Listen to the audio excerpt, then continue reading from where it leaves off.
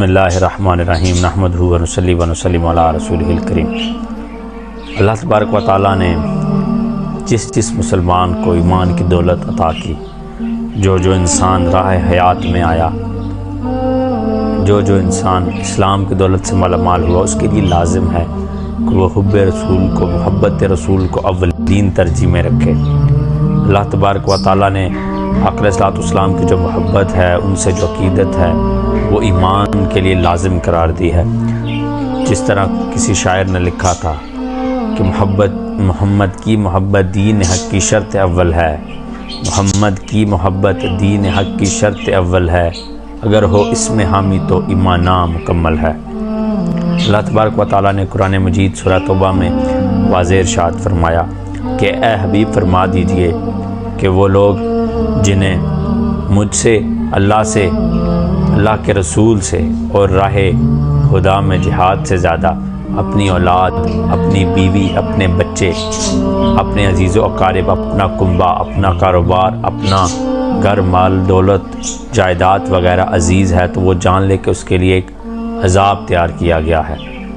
اللہ تبارک و تعالیٰ نے آقا علیہ الصلوۃ والسلام کی محبت کو دین کی جو شرط ہے وہ قرار دیا، اور کسی بھی انسان کا ایمان تب تک مکمل نہیں ہو سکتا جب تک آقا علیہ الصلوۃ والسلام سے ہر چیز سے بڑھ کر، چاہے وہ آپ کی فیملی ہے، چاہے وہ آپ کا بزنس ہے، آپ کا ایمان تب تک مکمل نہیں ہو سکتا جب تک آقا علیہ الصلوۃ والسلام سے ہر چیز سے بڑھ کر، چاہے وہ آپ کی فیملی ہے، چاہے وہ آپ کا بزنس ہے، آپ کی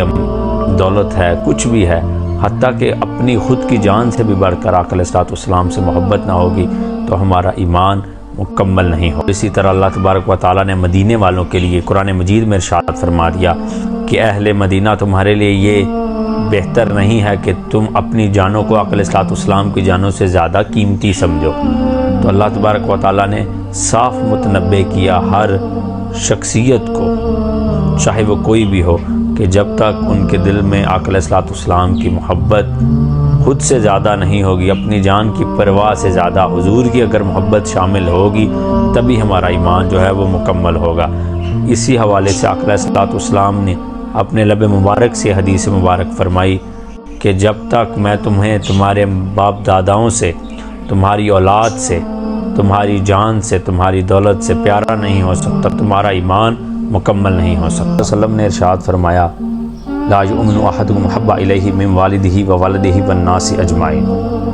کہ جب تک میں تم لوگوں کو کوئی اس وقت تک مومن نہیں ہو سکتا جب تک اس کے نزدیک میں اس کے ماں باپ اور سب آدمیوں سے زیادہ اس کو محبوب نہ ہو جاؤں۔ اللہ تبارک و تعالیٰ نے رسول اللہ صلی اللہ علیہ وسلم کا جو مقام و مرتبہ فائز فرمایا تمام انسانیت پر، اللہ تبارک و تعالیٰ نے آپ کو رحمت للعالمین بنا کر بھیجا۔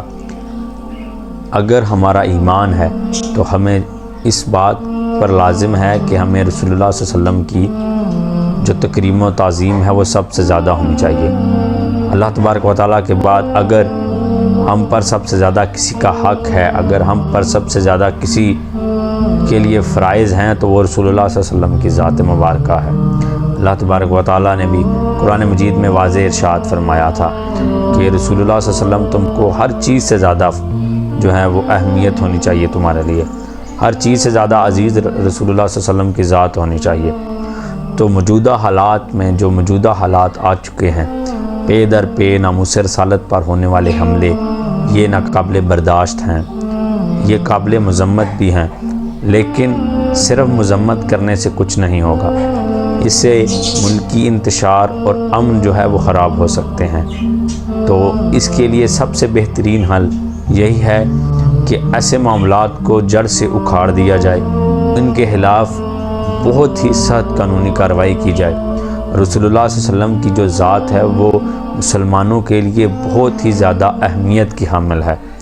اور اگر اس میں کوئی بھی انٹائر کنٹری شامل ہوتی ہے تو اس سے بھی بائیکاٹ ہونا چاہیے، تاکہ اس کو اس بات کی اہمیت بتائی جا سکے کہ رسول اللہ صلی اللہ علیہ وسلم کی ذات مسلمانوں کے لیے کتنی اہمیت کی حامل ہے۔ اللہ تبارک و تعالیٰ کے ارشادات اور رسول اللہ صلی اللہ علیہ وسلم کی احادیث کی روشنی میں یہ واضح ہوتا ہے کہ محبت رسول اللہ سے ماں باپ، اولاد، عزیز و اقارب، دوست احباب، مال متاع، ہر چیز سے زیادہ جو ہے وہ لازم ہے۔ آقا علیہ الصلوۃ والسلام کی جو ذات مبارکہ ہے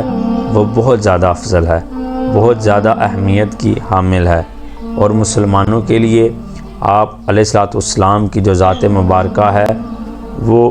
اس قدر اہم ہے کہ ہمیں اپنی جان عزیز نہیں، لیکن رسول اللہ صلی اللہ علیہ وسلم کی شان ہمیں زیادہ عزیز ہے۔ اللہ صلی اللہ علیہ وسلم نے مزید ارشاد فرمایا کہ انبیاء کا ذکر عبادت ہے اور صالحین کا ذکر جو ہے وہ کفارہ ہے۔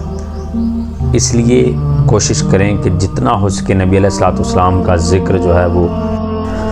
کہ ہم آقا علیہ الصلوۃ والسلام کا ذکر کرتے رہیں، ان پر درود و سلام کے نذرانے پیش کرتے رہیں۔ اللہ تبارک و تعالیٰ نے قرآن کریم میں ارشاد فرمایا کہ بے شک اللہ اور اس کے فرشتے آقا علیہ الصلوۃ والسلام پر درود و سلام پیش کرتے ہیں، تو اے ایمان والو تم بھی آقا علیہ الصلوۃ والسلام پر درود و سلام پیش کیا کرو۔ اللہ تبارک و تعالیٰ نے بے شمار جگہوں پر آقا علیہ الصلوۃ والسلام کے ذات اقدس میں جو محبت کے ہیں وہ نذرانے پیش کیے ہیں، تو ہمیں بھی چاہیے کہ آقا علیہ الصلوۃ والسلام کے ساتھ پکی سچی محبت کریں اور اس محبت کو اپنی زندگی پہ بھی لازم کریں، اپنی ذات پہ بھی لازم کریں، تاکہ ہمیں دیکھ کر جو دوسرے لوگ ہیں،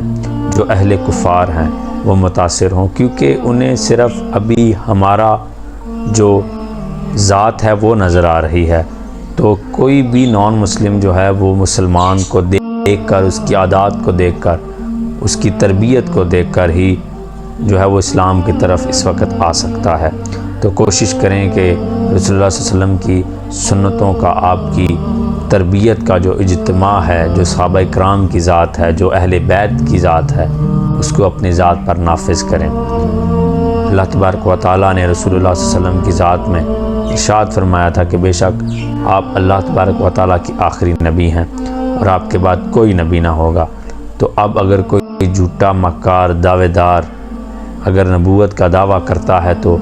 وہ کذاب ہے، وہ لعین ہے، اور اس پر اللہ کی طرف سے، اللہ کے فرشتوں کی طرف سے، اللہ کے انبیاء کی طرف سے لعنت ہے، اور مسلمان بھی اس پر لعنت بھیجتے ہیں۔ اللہ تبارک و تعالی ہمیں عمل کی توفیق عطا فرمائے اور ہمیں رسول اللہ صلی اللہ علیہ وسلم کی جو حیات مبارکہ ہے اس کی مکمل پیروی کی توفیق عطا فرمائے۔ امام برحق امام احمد رضا بریلوی علیہ رحمہ فرماتے ہیں کہ تو زندہ ہے واللہ، تو زندہ ہے واللہ، میرے چشم عالم سے چھپ جانے والے۔